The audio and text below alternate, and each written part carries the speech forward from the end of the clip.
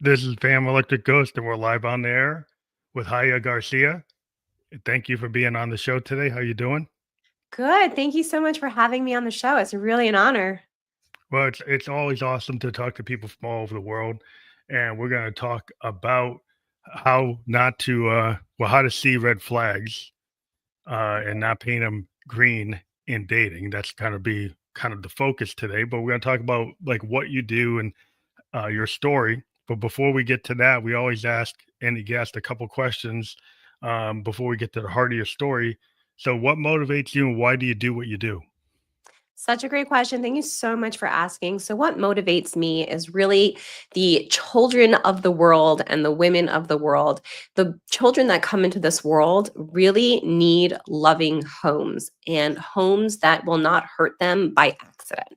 So, Mhm. so many children come into homes and they get all of these bad behaviors and these trauma bonds and all of these issues simply because the parents before them didn't heal before they chose a partner and Mhm. before they then had babies.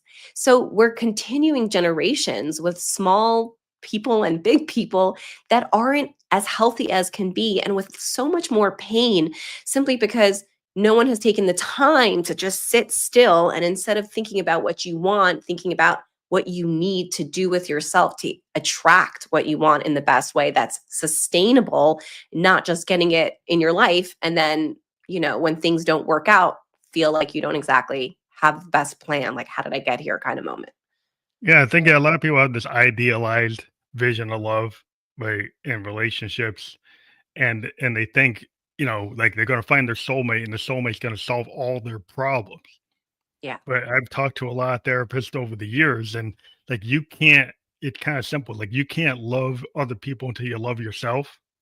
so true. If you think that finding some soulmate or some magic bond with somebody is going to solve all your inner child issues, all your like imposter syndrome, all your all the issues you might have, if you've not addressed those, that other person might not even know.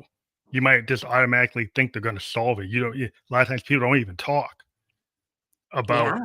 what's really going on. They just think it's going to be like a magic pill, magic thing that just it's just going to solve it. Like if you come into it like that, it's very it's kind of it's not really going to work that well. Yeah, it's so true.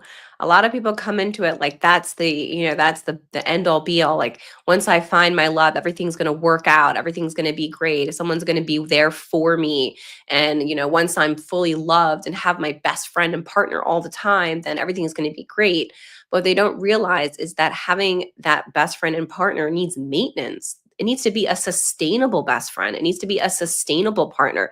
So many people meet someone, fall in love, get married, and then realize that if you don't know how to manage anger, if you don't know how to forgive, if you don't know how to communicate effectively, if you don't know how to become your best self and love yourself, then that amazing love that you think was supposed to change everything slowly disintegrates, creates so much havoc. You feel so alone in that space. And either stay in a marriage that is not that great or loveless or with god forbid abuse with physical or neglect, or you don't stay in the marriage, which is what we see a lot. People are constantly getting divorced and they never thought about that in the beginning, so we have to go back to the beginning and be like, these are new thoughts that are Yeah, necessary to make this decision. and there's a lot of people. There's toxicity in relationships. So, like you have toxicity in the workplace, you have toxicity in a community, and the thing is like if you have a situation where you're talking about codependency. People get like, what is codependency? Like modern day codependency, like in terms of like how do you? That's one thing that's in your list of things to discuss. But like, what is modern day codependency for you? What does that mean? Yeah, that's such a great question. So basically, basically everyone's an addict. It's just if you're addicted or not, like if you're an active addict or not. But we all have the potential to become addicted to various things. And so, the on the spectrum is addiction to substances like painkillers, pot, things that are substances and addictions of external sources. It can even be shopping or pornography or alcohol, things that you do outside. And it's like something that your drug of choice is to constantly give you highs and lows where you feel like you're in control of your life and your pain by, going towards what makes you feel better, even though in actuality, it's destroying your life and not helping you grow or manage your pain. And then on the other side of the spectrum is codependency. So that is also an addiction. It's just an addiction to love, to relationships, to people's approval. And so for me, I was a codependent in the sense that I didn't realize that my need to love another and to be in a relationship was actually an addiction, because if that love was removed from me, like if the relationship wasn't working or I needed to break up, I felt so frightened, just like an addict of drugs would feel frightened if they can't get that drug that day.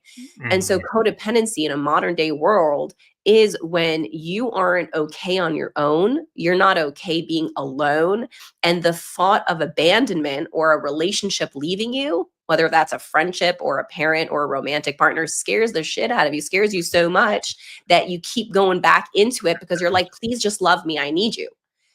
But if, You feel when, safer in the unsafe place. right. Yes. Kinda The, kinda bottom line it, but it's like, yeah, if you like, people are always looking for safety and then they have fear, right? right. Like, you like fear, and this is like as an artist, like I'm an artist and creative people run into this issues, like you could stay safe and stay on the thing that always works. Or Yes. you could be scared to like, well, what if I go into something I'm not that good at? Right. But Yeah. I need to get better. Right. And just phoning it in, staying on the same track, it's safe, but it doesn't feel good. I mean, it Yes. just it's like it's like you're just phoning it in. You're just in a routine, and you get locked on the routine, but it's actually hurting to get Yes. locked in that. And it's a lot of fear and the idea of safety. Like we're scared of that wolf at the door, right? They don't know what that could be, and that might be more scary than what you're in. And that's why people stay stuck in bad marriages, in loveless relationships, in bad jobs that don't serve them. They're like, well, I know the paycheck from this job is coming on the first of next month. I'm so scared not to know when that paycheck, and then they go, but I have bills to pay. Or, the abused woman will say, but I know that he's going to help me with the dishes and, with picking up my kid from school. And those, I really need those. So I'm going to stay because, that's what I know is going to happen. And the fear of the unknown is really where we need to start getting comfortable. Like Yeah, every successful entrepreneur will always say, you want to be successful, become comfortable in the uncomfortable. Get happy with pain. Start appreciating it. Start knowing that it's just adrenaline in your body. You can use it for good. But yeah. I was so scared to leave, my relationship that the fear of the unknown kept me stuck in the familiar, but the familiar kept me stuck. Yeah, some people, it's hard to be like secure in your own thoughts. Like, like as an artist, like there's some artists that can be like totally do everything themselves. Like a Todd Rundgren, a Prince, like Stevie Wonder, they can actually sit in the studio and do everything by themselves, right? And there's other artists that got to be in a band, like the drummer. A drummer usually can't do anything without the rest of the band, right? And if the head writers of the band don't write anything, he's kind of dependent. So he's sitting there waiting for them to do something, and if they don't write anything, he can't do anything unless he jumps to another band. And then a lot of times, like he won't go to another band because he don't know if that's going to work out. So he'll stay. So it's like it happens at all kinds of levels, like microcosm, macrocosm. But like the idea of that fear, and it's interesting. I always pull out a quote from an artist like David Bowie said he loved to be kind of treading into unknown territory as an artist. That it was like, yeah, I'm not drowning, but I'm kind of treading water a little bit. Cause he'd go into different places that he wasn't that, comfortable in. He'd move to a different genre. He'd move to a different character. And that other character maybe made millions of dollars, and a new character, well, maybe nobody knows it, so that you're not going to make the money. But he felt like he wasn't a good artist unless he moved into territories that stretched him out. And I think people are scared of that. You see, like the entrepreneurs, the self-made people, the people who are kind of pioneers, they're willing to tread into that kind of pioneer territory, which is, Yeah. I think it's hard for people to do that because society kind of tells you to stay in a box, right? It's safer to be in a box.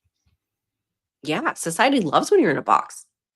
Society loves when you're not growing. I was just at Aspire, which is like an amazing event that they do it all over the world, and this one was in Atlanta.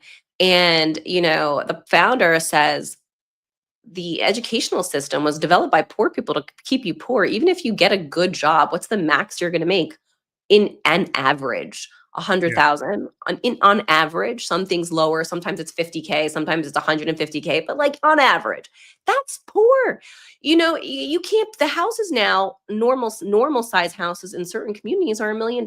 It's like things have Yeah. changed. So you can't. The society wants you to stay small because then you feed into like all of the insecurity, that the way that they've developed society and the economy, and not knowing who you are and not taking a stance and being quiet. But when I learned that the only thing that I have that will drive me to success is my voice and my choice, Mhm. nobody else mattered that much. I was like, Yeah, wait, that's what? the thing. It's like having a unique voice where you're the problem is this is like we have some competing things going on in our society. Like capitalism is kind of built on individualism. And individualism to a certain point works, but you can't like even all these self-made people, right? Yeah, They try to tell you that they did it all by themselves. That's not true, right? Everybody who's like the big entrepreneurs, they tons of other people involved. Like I'm in software engineering. Not one person on a project is the person that did it. There's hundreds of people that did it. There's multiple architects. There's tons of workers. Like the CEO might take all the credit because they're in the press, but it's all those other people. So it's not that one person that's getting all the that's talking that did all the work. And you have to kind of understand. You have to sometimes reach beyond yourself to be able to be okay, right? You have to find partnerships, you have to find connections in society, but it's kind of this Horatio Alger myth that you can do it all by yourself. yeah. And the way that we feel safe doing it, me beyond ourselves, is when we are able to communicate effectively and not be afraid of pain and know how to love ourselves. Because the reality is, no matter if you're in, software engineering and a job or a firm, or in a love and romantic relationship, you need to learn how to love yourself first so you can manage relationships in a way where you don't shift blame when things go wrong. So Hmm. Layla Harmozy is like a very, very well-known, CEO, and she's always like, if there's something wrong in my company, I go back to myself. Like, what am I doing? How am I doing that thing that I'm not happy that my company is doing? Yeah, Yeah, you got to set the tone, right? You have to kind of have your vision. If your vision is subjugated to other people's vision, then you're gonna feel like you could be a people pleaser, and then you're never satisfying yourself, right? And so then you're like, and then suddenly you could kind of hit the breaking point, and people don't know why you're upset because they thought that that's what you want, but you're not right, even doing what you want. And then suddenly, if you hit the breaking point, they're like, well, yeah, how did I know that that's not what you want? You didn't right, communicate. yeah. And people are scared to communicate. I remember one of the bases of my story is that when I was dating this guy many years ago, like about 10 years ago or more, and he decided that he wanted to break up to do drugs, and then, left me because I told him if we were going to date, then I don't want you doing drugs. So he decided at that point that he wants to go do drugs, which means we're breaking up. And I could have been like, "Oh, what's wrong with him? He's such a like loser. He's an addict. What's wrong with him?" You Mm, know, but I took that moment, even though it was so painful when you think the person you're going to be with breaks up with you, especially for something stupid that you don't fully understand. I didn't fully understand addiction yet at that time. mhm. I had to look back at myself, Phantom. I had to be like, I know I can blame him right now for making this stupid decision, but what about me attracted this type of His person? type of person, yeah. That Yeah, look at the looking glass self, I always look at the yes, Victorian poets, this idea of the looking glass self. He said, "What does yeah, that mean?" Like, self-examination yes. is kinda Self what it means. Y responsibility. Yeah, that you look at it, you take on the hard questions, like, "Why am I doing this? What am I doing?" Are there things I could change? Like, look at the how, what, why. It's like, why are you and if some people, they don't they're told, like, "Well, just suck it up. If it hurts, don't think about it."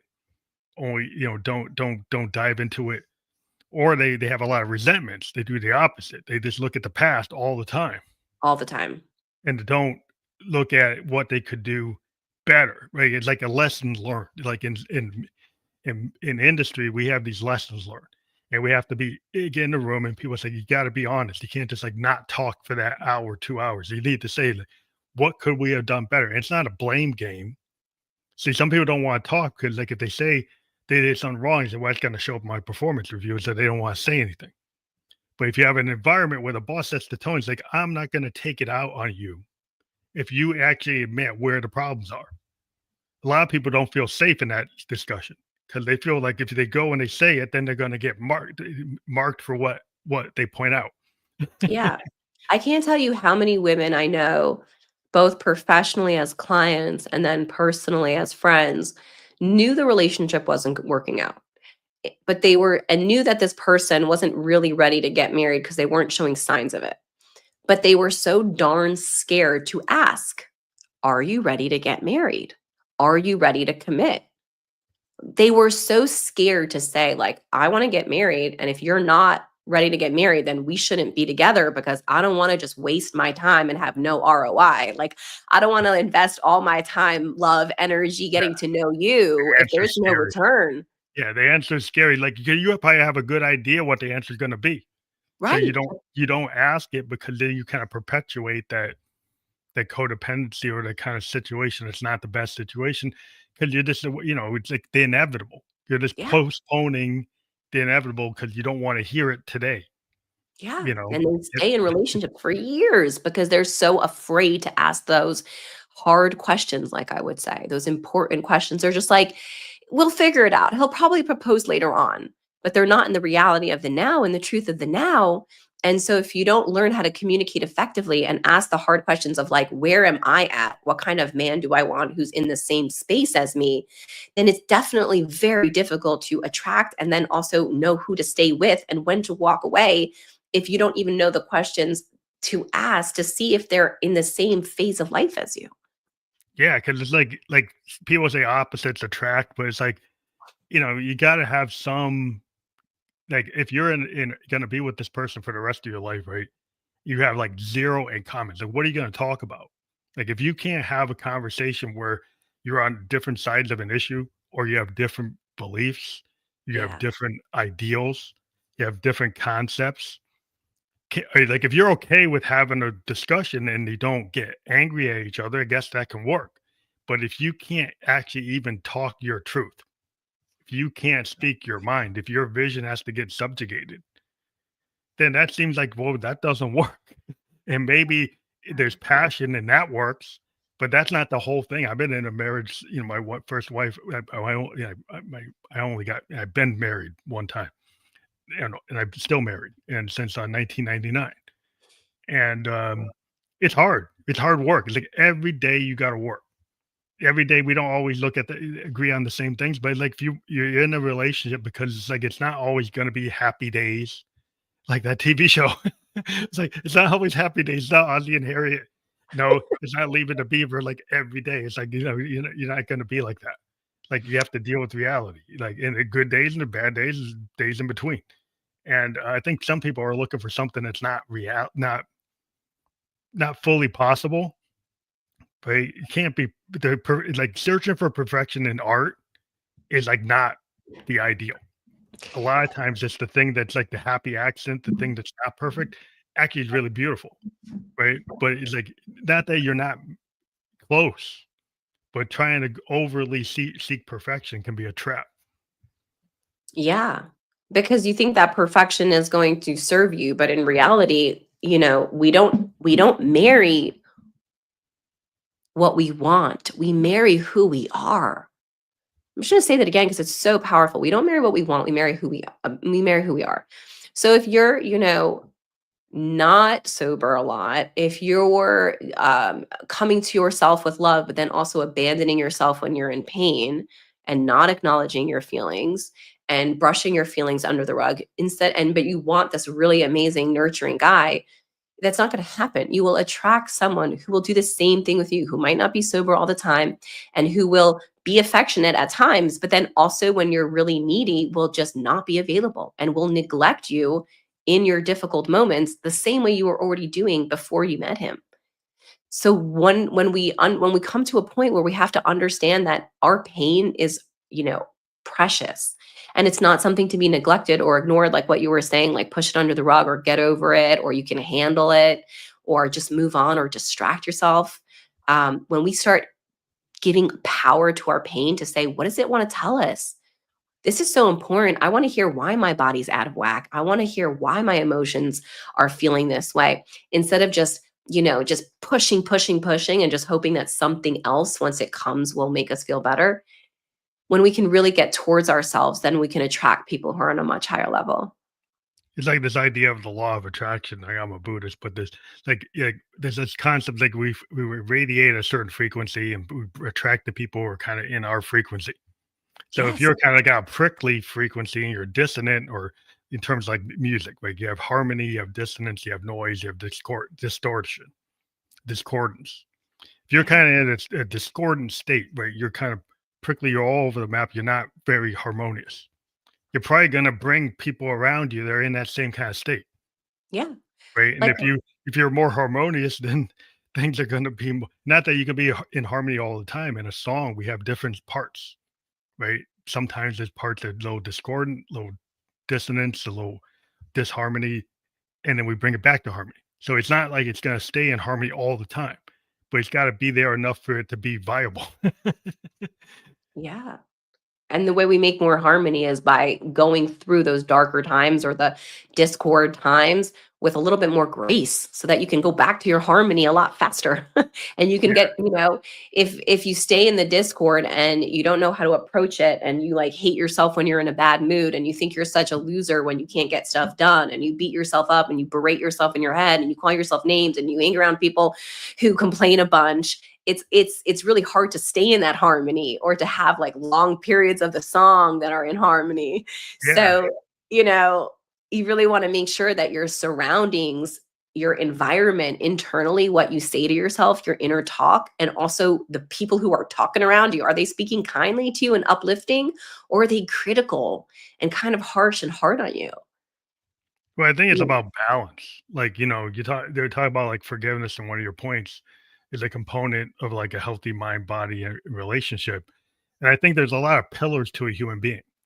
So a lot of times, some people will like just focus on the body to get six pack abs. They're totally perfect, right? But then their mind and their heart and their soul could be a little like not in the right zone. I actually Yeah. had a guy who was like performance like a sports I don't know, coach, and he was in perfect physical condition, but his spirit and his heart and his soul, like he when he looked in the mirror, he did not see the six pack abs. He Yeah. saw something else. Now Yeah. everybody outwardly look at him and think it's like, oh, there's no problem, but there was a problem, and that's because there's a lot of pillars to a human being, and if you just focus on one, then you're not gonna be like in harmony. Yeah. But There you go. It's okay. Oh, do you want me to go, or you? yeah, yeah, you keep going. I was gonna say there are definitely many pillars, but the one that they all stand on is self-love. So, like, you can have six-pack abs, you can have a lot of success, you can own 4 companies, you can have $4 billion, but those are all pillars on top of the foundation, on top of pillar A or pillar 1 or pillar foundation, which means that, like, self-love, if you don't love yourself, which means accept yourself as is, forgive yourself for your mistakes, protect yourself from people, places, and things that hurt you, which then attracts people who are also going to love you in a healthy way versus an unhealthy way. That all those other pillars, like you're saying, the basis of it is self love. The basis of it is I love myself. I'm going to use my voice. I'm going to use my choices to love me and to support me and to protect me and to protect my body and my mind as is, without needing it to change, without needing other things to change. And that is how I can then approach all these other things and have success in all the other areas where I can appreciate my money and my six pack abs. Because if you're hard on yourself, you can have all the money, but you think you need more. You can have six pack abs, but it'll never be enough. Once you love yourself and you're enough, then you can appreciate and actually be highly successful, and value your successes. Yeah, I think, it's real important to not get, like, tunnel vision. 'Cause I think sometimes, like, in, social media and people have these, "I got, like, 10 steps to this," and diets and, like, immediate success, they can go 0 to $1,000,000, and it's like, there's nothing that's that simple. there's always a lot of hard work, as anybody who practices like behavior, like your mind and your mindset. It's like if you're an athlete, you have to do like 10,000 hours. If you're a musician, 10,000 hours. An actor, any discipline, scientist, you got to do the work.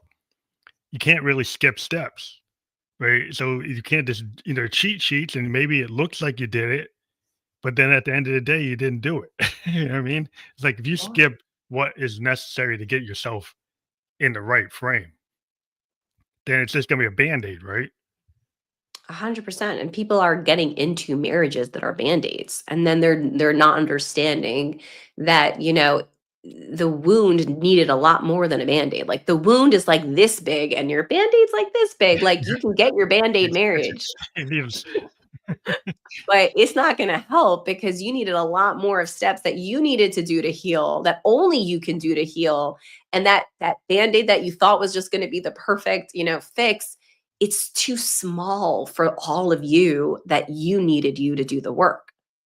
When I Mhm, started my healing process, I went into it, as if I was in, medical school learning the physiology. I literally have so many books all over. I mean, I spent, like you said, 10,000 hours and plus devouring books on self-love, like the OGs, like Louise Hay, How to Love Yourself. Your thoughts create your reality. Every word you speak creates your reality. Every physical ailment is created by a false belief system that's hurting you. Like the OGs, Louise Hay, like what do you think of yourself? Melanie Beattie, Robin Norwood, all of these people are very famous in the healing world, and they wrote books that are now, sold millions and millions of dollars, millions and millions of books, and it's all about how we need to feel our feelings and mhm. approach ourselves with love. And remember that no one else's job is to help us. They can support us and uplift us, but they're not there to save us or fix us. And we're not there to save or fix someone else, which was my Yeah, illness. yeah, that's a problem. Like, you always wanna save somebody or you're looking for somebody to save you. He's like or an in between.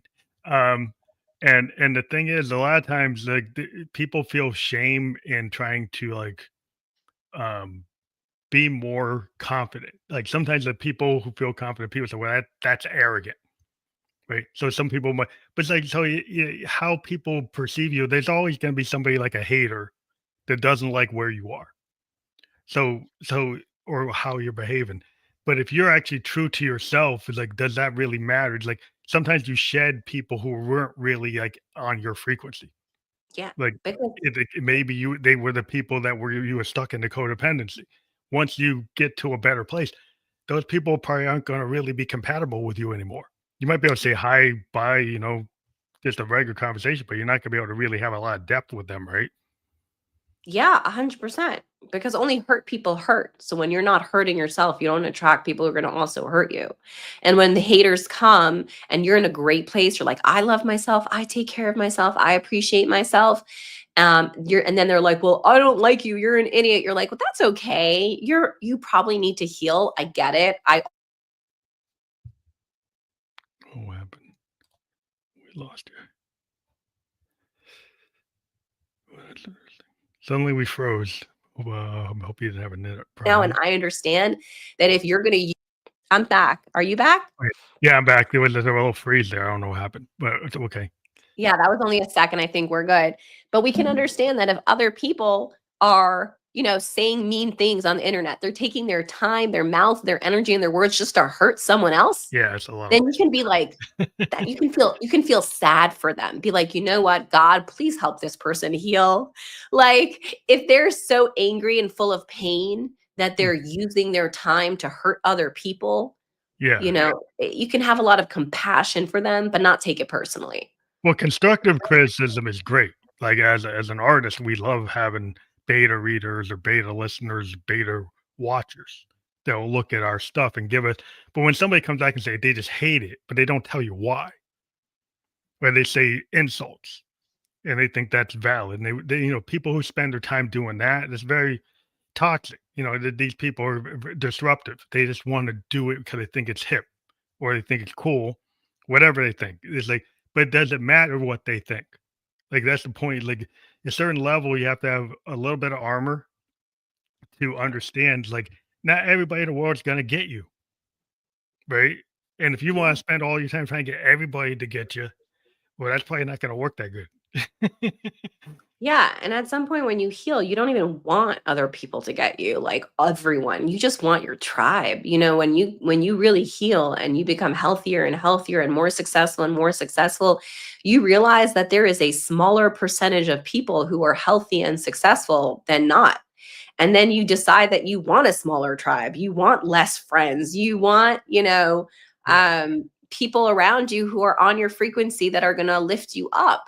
And so many people blame other people. Like, I'm so angry because my husband did this, or my wife did that, or my kids, or my boss, or the government, or the world, or the yeah, war. This. resentments. So There's many so, resentments.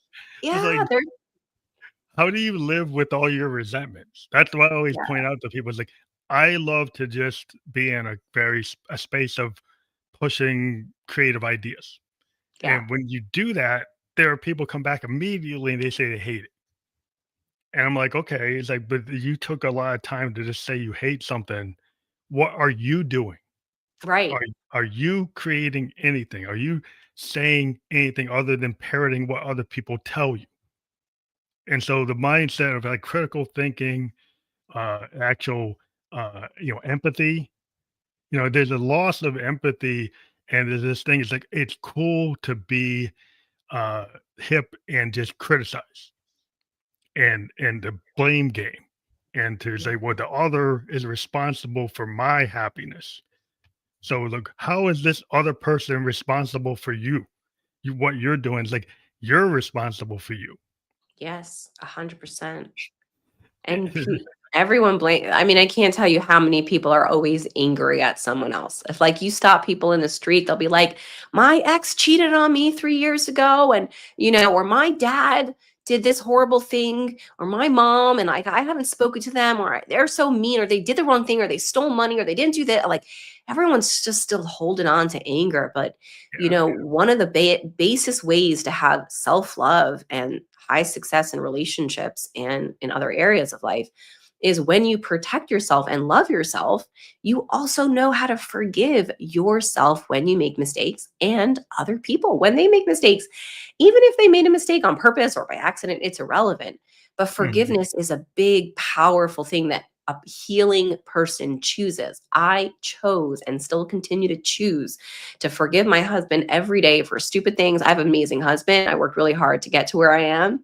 I mean, I married an amazing man and I got really hard there. But, even in a great marriage, you still have to forgive all the time. Like, they didn't do the dishes today and you expected that. I forgive. They were I can probably I tired, can I like, can think for that. yeah, right? You just gotta get into a forgiveness zone. You make a mistake, one day of my life, I'm still learning and growing. I made a mistake on that email or with that person or with that client or that website. You know what? This is just one moment in my long career of life and business and love. I'm gonna just keep going. You don't get down on yourself. You just lift yourself up by being kind to yourself with love and forgiveness. Yeah, because some people, they live the perfection trap. Is like, if you can't get it to be perfect, then a lot of people, like, they like drop it, Yeah. right? They either drop it or they don't dive into it. They don't try to fix it, because then they say, "Well, I can't even do it," right? So they get to totally down on themselves, like they can't solve it, they can't fix it. So as soon as you get into the can't, then you won't. You know what I Yeah. mean? So Yeah. so that if you've got to get out of that, and forgiveness is like, you got to forgive yourself, right? And then once you can forgive yourself, then you can forgive other people. But it goes back to that kind of self love. If you don't have that self analysis, like looking glass self, looking at what's going on, and actually being honest about it, not putting the sugarcoat in it, and that's hard. People don't like to deal with the hard things, because that's why they're hard. Yeah. When I ask clients when I first start working with them, do you love yourself? The answer is always yes. I've literally had not one person in my entire career, and I've been doing this for about 20 years, where when I first asked them, do you love yourself? They said no. They always say yes. But then you ask them, okay, well, what do you do when you make a mistake? How do you Mhm. treat yourself? What do you allow in your life? When someone like mistreats you, what do you do? How quickly do you walk away from situations when you're not comfortable? What do you call yourself when you do something wrong? How long do you stay in a date or a relationship once you know it's not working? And all of the answers, especially with people that I work with, are I stay in relationships longer than I should, even though I know they're hurting me. I'm really hard on myself when I make mistakes. I think I should do better. And you're like, that's not love. Like, dude, you don't even understand what love is if you think that you love yourself and this is your behavior and your inner talk. Mhm. Like, you need to redefine love so hard and so fully, because no wonder people are attracting relationships that abuse them, either with neglect by just not being there for them when they need them, or through abuse, verbal, emotional, physical, sexual, god forbid. People don't even understand what love is. It's just like this term of like fluffiness that isn't broken down enough, which is why I have my company to really help women break down love so that they can understand what love looks like, sounds like, feels like in a healthy way, to start doing that with themselves to attract their highest potential. Yeah, because I think everybody's looking for, like, the right person, like, what you call it, like, the right guy, Yeah. and that might be, like, the rabbit hole to go down. Because why is it, like, the worst way to go about finding love, looking for the right guy or right person? Well, I think we have to become, I think we do need to know what we want and who we are and what we need. So, like a Jewish person who likes menorahs and dreidels and to celebrate Hanukkah, if they choose a Christian person who's not going to do any of that and they like going to Santa Claus and putting up Christmas trees and spending Easter, their entire year, that's, with milestones of holidays and family gatherings and traditions, they're two different worlds. So Yeah, you have to understand what's your heritage, what's your background, what's your culture, what do you value? Like, what do you value? What do you you want in gotta your push house? yourself down, yeah, you gotta push Yeah, yours down to kinda say, "Okay, I have, assimilated."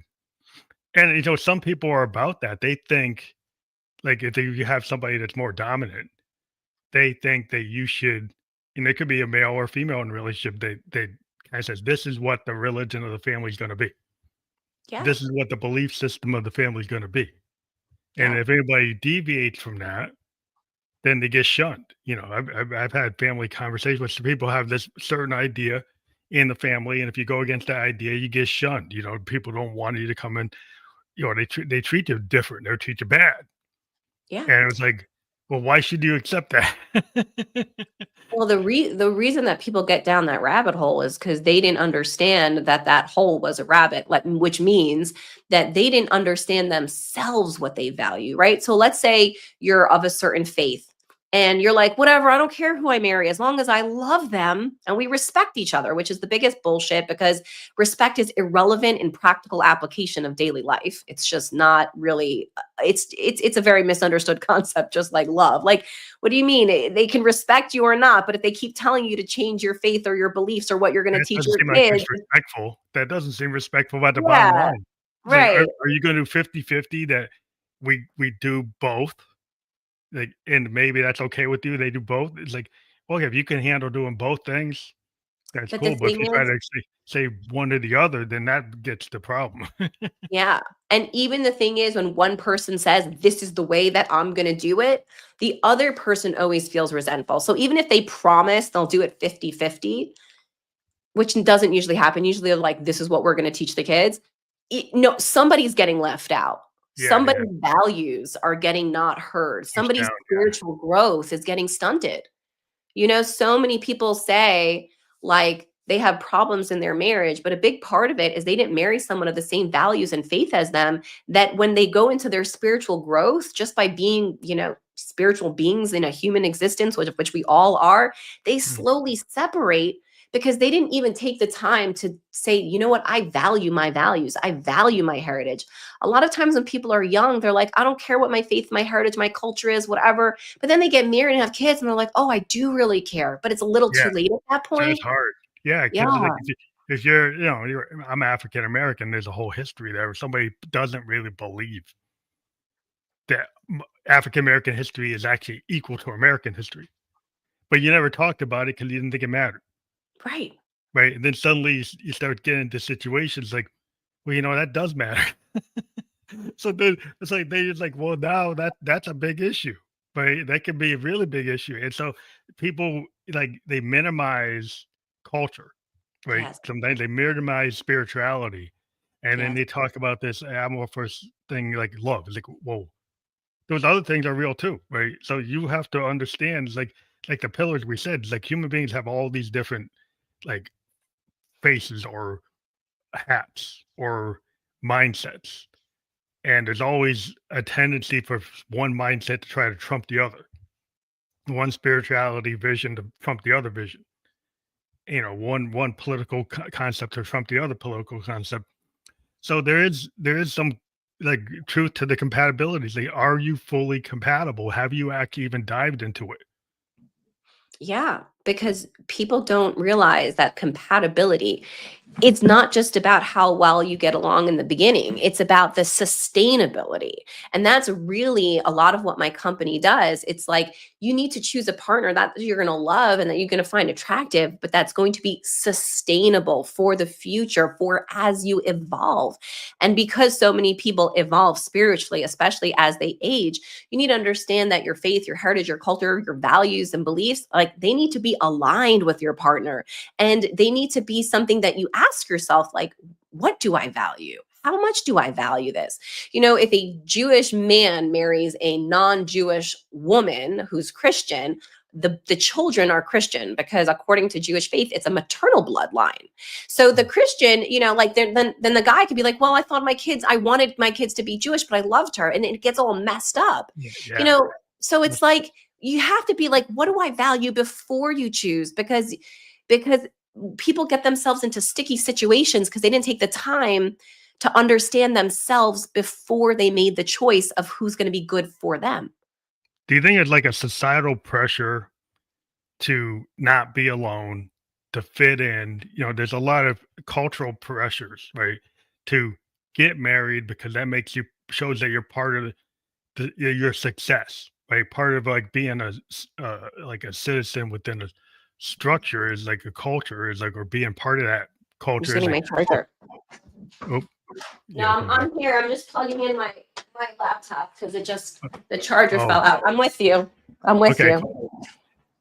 It just seems like people don't think about Yeah, people also, American society in general loves to do this thing where nothing matters, kind of like, like just love everyone, I'm this, I'm that, just it's all okay. Whatever I want is the right thing. And I was watching Grant Cardone speak about this, like, no, like there are certain things that are more truthful than others. And we need to understand that it's not just about having this like frivolous societal like, oh, I'm married and it's fine, or you just have to respect my decisions. It's like, okay, but you need to respect your decisions. What are your decisions, and are that. you okay with them? Because it's not just about getting married, it's about what are you creating after that wedding day. Like, what family, what dynamics, what patterns of trauma did you not resolve that you're just carrying into your Yeah. family you Like if know your whole family's had a history of like addiction yeah. and and you're still in it, right? Where, and then you get married and you think that was going to be the panacea, but you never solved the core problem. Like you say, so you mentioned all kinds of addiction, like gambling, pornography.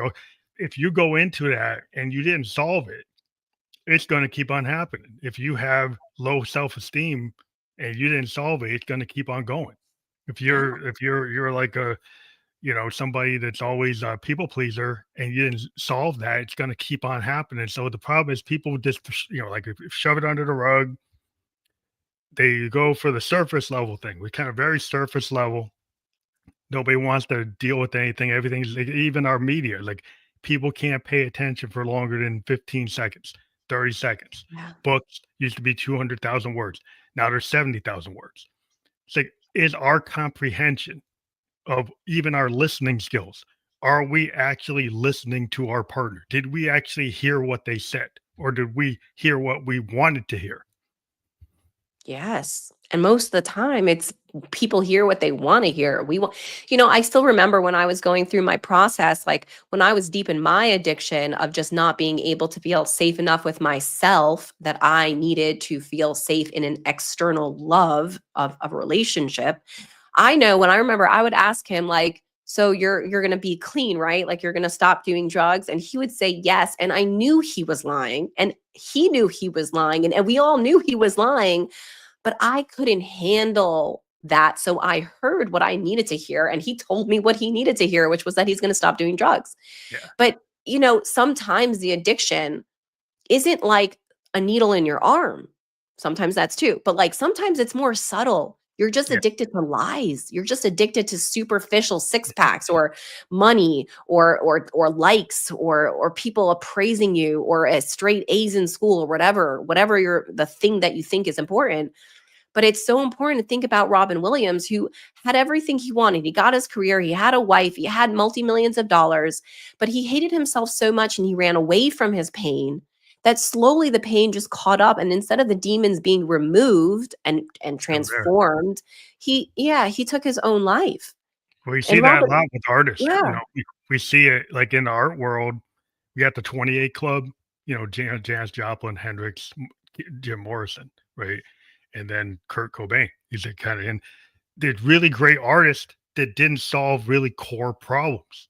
yeah, There's a lot of in the art world. There's a lot. Part of our secret sauce is we can take our pain and turn it into art. But the problem is the industry tries to turn that into like a money machine. So right. then you get rewarded to continue bad behavior or very destructive behavior. So that gives you your inspiration to write about, and then you're locked in a cycle, which is like the codependency of your art. Yes, And yes, that can be very super destructive. And a lot of times it takes people out of the game very young yes. because they just it's just the overload. And you have to stand up and be a kind of fight against that and say, no, I'm not going to go that way. And it's hard because there's a lot of people that actually make money after you going that way. Yeah, it's become cultural to be painful. I mean, there's so many movements now, not to name them, lest we create too much controversy on your channel, but there are smaller groups of people who are in a lot of pain, who just like to yell and tell everyone what's right and what's wrong and what they should do and how they should treat everyone. And it's like, what if you didn't focus on everyone else and just focused on yourself and how to love yourself and take care of yourself? Because now there's this American society slash other societies of culture where pain is being praised, like, Yeah, it's very destructive. it's And like so. I mentioned the liberal version of it. There's a conservative version of it, right? And there's in between, but there's like every point of view you can have, you can get too excessive. And if you believe, like, if you get somebody that thinks their rights are violated just because you exist, that gets a little crazy. If somebody gets offended and they think that you're disrupting them because they want to control you, and their freedom is they need the freedom to control you. And I'm like, how is that freedom? It's like, so suddenly you're the only one that has freedom. So Yeah, it's very like logically it doesn't make sense. You start if you try like I'm into math, I'm a mathematician, I'm in science, but so when we see things that are illogical, it's like you rub your head. And I'm in both sides of the world, left, right brain. I do art and I do science. And so then there's a good way, the yin and yang of that, because then you can see the grace. You can see yeah, stuff. There's stuff that's not logical. Like art sometimes isn't logical. It's emotion. And then science can be very logical, but there can be emotion that controls where you go with the science. And then people try to say, no, no, no, yeah, there yeah, is. It's like so yeah, you can build algorithms that leave people out. You can build controls that suppress people. And so people say, "Oh, it's all science." It's like, no, you have motivations on how you use the tools. Then in your life, you have tools like how you express yourself, your voice, and what you listen to. So like you have to be aware of what you're doing. Like situational awareness in your life, right? yes. as well as situational protection, that when you realize the situation isn't good, you feel safe enough going into that unknown and walking away or quitting the job or ending the marriage or leaving the relationship or whatever situation it is. Like, once you realize that it's not benefiting you, it's not getting you to your highest potential, it's not fulfilling your soul's purpose on this earth, you feel safe enough to go into the unknown, even if it's scary, to leave that so that you have space to create something better and to attract something new. Yeah, it's important. But also one thing is like a lot of people think there's this idea is there really only one partner that's right for you? Or could you actually find people there's lots of people that would be right for you, and I guess it's a discernment, like, So, which one is the one you're gonna be with? so I'll explain it from the way that I understand it. So, according to the Old Testament and like an oral, what's it called, commentary on it, we have seven potentials of soulmates. And based on where we be like where we're at is who we match. So we have seven potential soulmates. And again, how much you grow and heal and work on yourself and become, as other forces would say, enlightened or more self-loving or healthy, you then attract a higher level of a spouse. So when I found this out, I was like, that makes so much sense to me, because I have met soulmates before who were so freaking unhealthy. But guess what? I was so freaking unhealthy. So we matched beautifully. Yeah, And then I realized, like, oh, I only want to marry my number one. I only want to marry my number one, my highest potential of love on this earth. And that means I need to work really, really hard on getting to know what love looks like, sounds like, feel like, what's healthy versus unhealthy. What are my belief systems about money, intimacy, men, relationships, God, like marriage? Like, what are my beliefs? And if you don't take the time to ask yourself, then you never understand. There's not things that you get to know by default of just living and having frivolous conversations. You have to sit with yourself and no one else and ask yourself, what do I believe about? And really get to know yourself, see where your limited beliefs are, see where your trauma pains are, where you want to shift and transform the stuck parts of you. And so I decided I was going to marry my number one. And so I did all that work and I waited and I waited. And then sometimes you meet other people in the process of waiting and you're like, oh, so close, but no, so close, but no, because you've already have your standards. And yeah, then when my husband came, he did, and he is for sure my number one. And I think that means it's that life, even though there's just challenges in marriage by default, it's never based on character, it's based just on circumstance.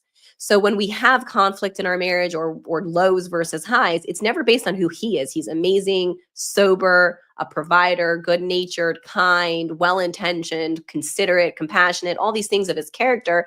And then there's stupid things like me being postpartum, which is not so stupid, but like I lost my mind and it was a really, really hard part of our marriage after our first baby. I was not okay, which created a lot of friction. mhm. But that wasn't like I'm a bad person or he was a bad person. It It's was like circumstance. Yeah, circumstantial, not yeah. character based. So we really do have an amazing marriage based on the character alignment. Yeah. Well, I think some people have So this that's how you idea. marry your number one. So I do believe there's Yeah. different potentials. Oh, Yes, sorry, where there's a lag. oh, there's a Sorry about lag that. now. That's okay. Okay, Finish your now you're thought. back. Okay, go. But, yeah, it's like you were talking about your circumstance because you had the postpartum and a lot of times things happens, like, it's like when you're a captain on a ship and if you never have a stormy ocean, right, you won't be able to handle it. The idea is, like, in your life, it's not always gonna be calm waters, Right. and if you're in a long-term relationship, you've been in a relationship like 10, 15, 20, 30, 40 years. Anybody who's been in relationships that long, they can tell you like there's how did they stay? Well, either they stayed because they just didn't want to get out, or they actually learned how to evolve together. You know, Right. they learned how to communicate and they actually talk. Versus like, Yeah. older generations, you can go see grandma and grandpa and they don't really talk. They kind of fronting at each other. It's like, okay, I accept you for now with the way it is. But like compared to like if you're willing to have a really, you know, kinda, I don't know, it's just a human relationship. You actually treat each other with respect, right? Yeah. And then it's not only treating each other with respect, but feeling safe with yourself and the other person to talk about things that are hard to talk about. Like when you're having a hard day, or you're scared, or you're overwhelmed, or you're feeling suicidal, or you're depressed, or you're super anxious, all these things that are normal. If you don't have a safe space with your Yeah, partner, you be it's hard honest. to talk. Yeah, it's hard to be honest and actually move past them. Yeah, if you can have an honest conversation that might bring you to tears, right? That may make you upset, that may make you speak words, but then you can live with yourselves with that. You don't create a toxic situation. You don't create a bad, you know, psychological situation or physical situation. You can actually have an adult conversation, Right. which does an adult conversation means it's not always happy. It's not always Right. perfect, not always harmonious. It means that you can have an argument. You can have a difference in opinion. And it's okay, Where, right? yeah. And when you have that difference of opinion, you're not saying you're such an asshole for doing this, and you didn't do that right, and you didn't do this right, and how come you don't do this, and you should have bought me flowers, and you should have not looked at that like, you're not telling the other person what they should or should not do, and taking your unhappiness and blaming your unhappiness because of someone else's behaviors. You're Mhm. saying, I feel sad because I needed more attention, or I feel sad because I needed you to do this, or I'm feeling sad because I'm feeling triggered on something that I'm going through, and I didn't get what I needed from myself, and it would be really helpful if you would, be there for me in this way. But it's very I focused, and it's very like, I'm a vulnerable, needy person, just like every other person in this world is vulnerable and needy. And these are my needs and my vulnerabilities. And then you work with the person. You're not ever attacking them for not Yeah. doing the right thing. You get it? Yeah, you're being the vulnerability is not hidden. Like Right. you like, and that's hard because people want to protect themselves. They want to feel safe. If you can't feel safe to reveal your vulnerabilities to your mate, to your partner, then you probably need to think about like what's going on. Yeah. And getting a If new you- partner. yeah, because if you can't reveal your vulnerabilities to in your own in your space that's supposed to be safe, then it doesn't appear that it's really as safe as you thought it was. Yes. Yes. Because safety is where the growth is in the relationship. And so many times women will think that they are lovable because they make dinner, or they have sex with them, or they clean the house, or they, make them, food, or whatever these stupid things that women do that think that makes them lovable. It's like, no, your lovability really is in your vulnerability. And that's why he won't really connect with you, because if you're not really being honest and vulnerable with yourself and what you can provide, not for based on what you do, but based on who you are, Mhm. then you're always in a kind of an abusive relationship. Because even if the abuse isn't so overt, which sometimes it is, there's a lot of neglect. Women who don't believe that they are lovable for who they are, but only what they can do, like how they look, if they're attractive, and how much they Yeah, sleep with them, surface all that level. stuff, Yeah. then they lose that vulnerability and the essence of a healthy relationship really fast. Yeah, it was so surface level, like how you look, how you behave, what you do Yeah.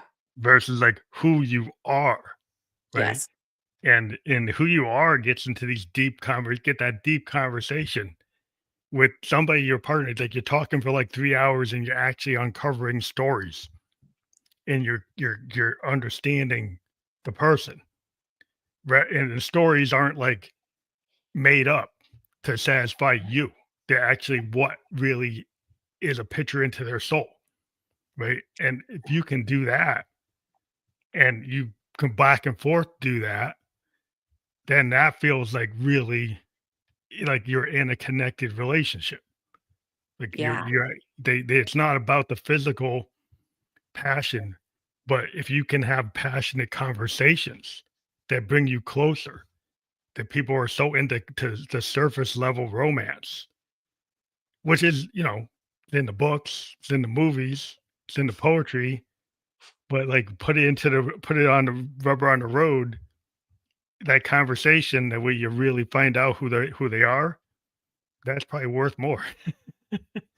It's worth everything, because that's where your growth is. Your growth is in the vulnerability. Your growth is when you're not okay and you have someone there for you. And then before you find your person. That needs to be you being there for you. But that's the growth. The growth isn't when you're happy and everything's working out and you had the best day ever. It's when all the other days, when you're feeling so many emotions and so many feelings, and you need to sit with yourself and ask yourself, why am I feeling this way? How can I love myself more? What do I need to protect myself? In which relationship? And that gives you a sense of safety and security, so that when you choose a partner, you have safety and security to go into those vulnerable moments and say, I'm not okay, and this is why. But a lot of times, like you said, things are so superficial. People just want to be loved for what they do or for how they look, and they believe that. So then they attract someone also who's going to believe them, that's going to love them for what they do and how they look. So if a girl is like, oh, if I'm, overweight, someone's not going to love me as much, I have to be thin, then she's going to find a very superficial man who thinks the same thing. You need to be thin for me to show you attention. And then you have two sicknesses coming together, which wreaks havoc in a marriage.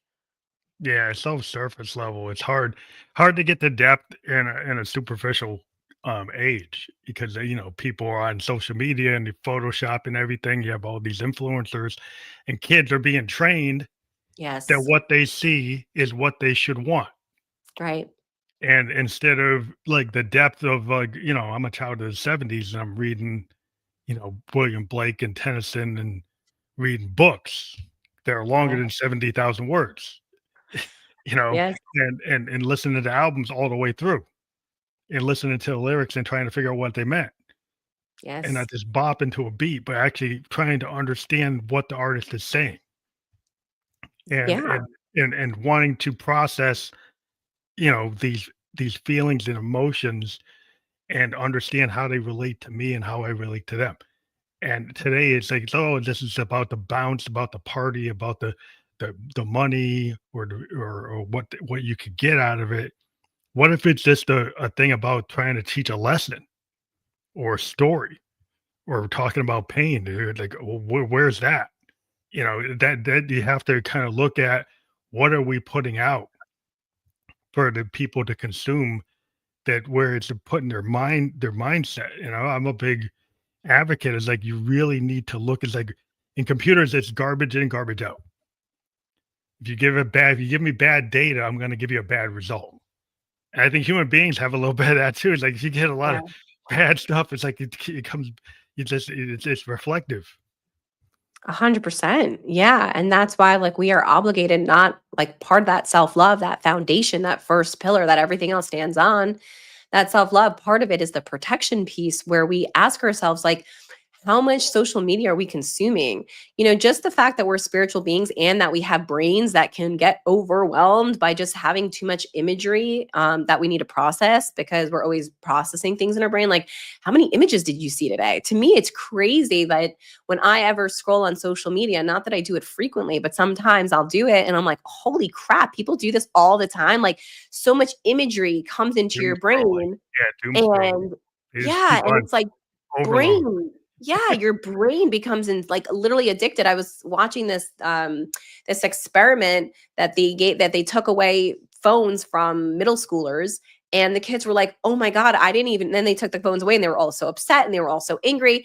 And then, 2 or 3 weeks passed by and they were like, "Oh, I didn't realize that all of my anxiety, why I couldn't fall asleep, why I would wake up anxious was from my phone and just being Yeah, overstimulated with over imagery and having the lights affect your circadian rhythm and all of this crazy things." Like, these kids, they were little kids too. They were like middle schoolers, so like 12, 13, and they were having horrible like anxiety issues all related to the phones, and they didn't even realize it until someone took away their phone. So yeah, it's really that's social powerful. pressure. Yeah, it's just Yeah. like you really kind of need to disconnect from all that tech and go back to reading books and walking in the woods and playing sports and playing with toys that are not electronic, to use your imagination, like Yeah.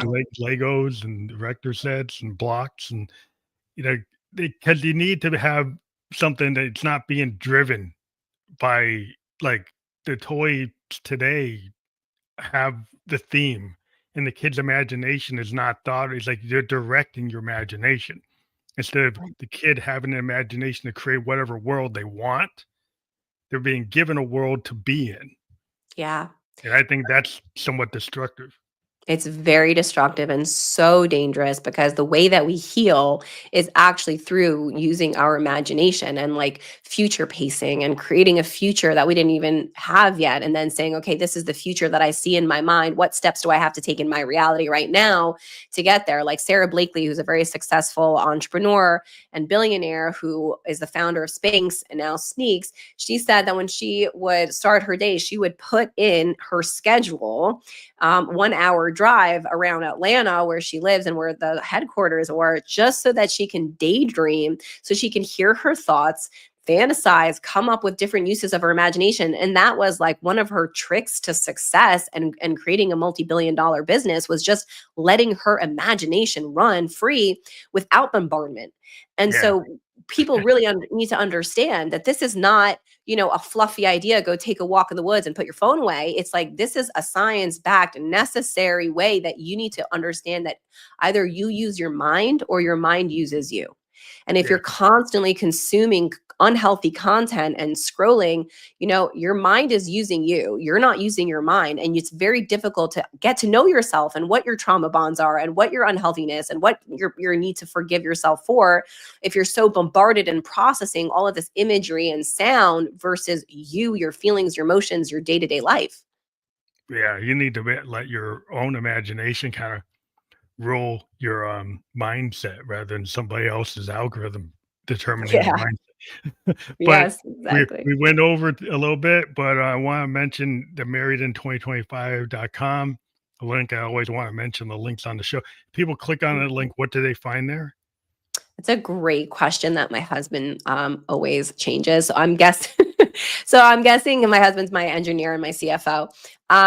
Basically, there's different challenges that we're going to be creating. So Married in 2025. Oh, that one is a beautiful option to have a course where you get married in 2025 through understanding the 7 common mistakes that single people are making right now in the dating world. So it is an opportunity for you to get a free PDF and opt in for free, and or pay for a video digital course that gives singles an opportunity to see what the most common mistakes are that people are doing in dating now, so they can say, oh, this is what I'm doing, and understand it. Because the way to prevent divorce is through educating yourself on what's causing it.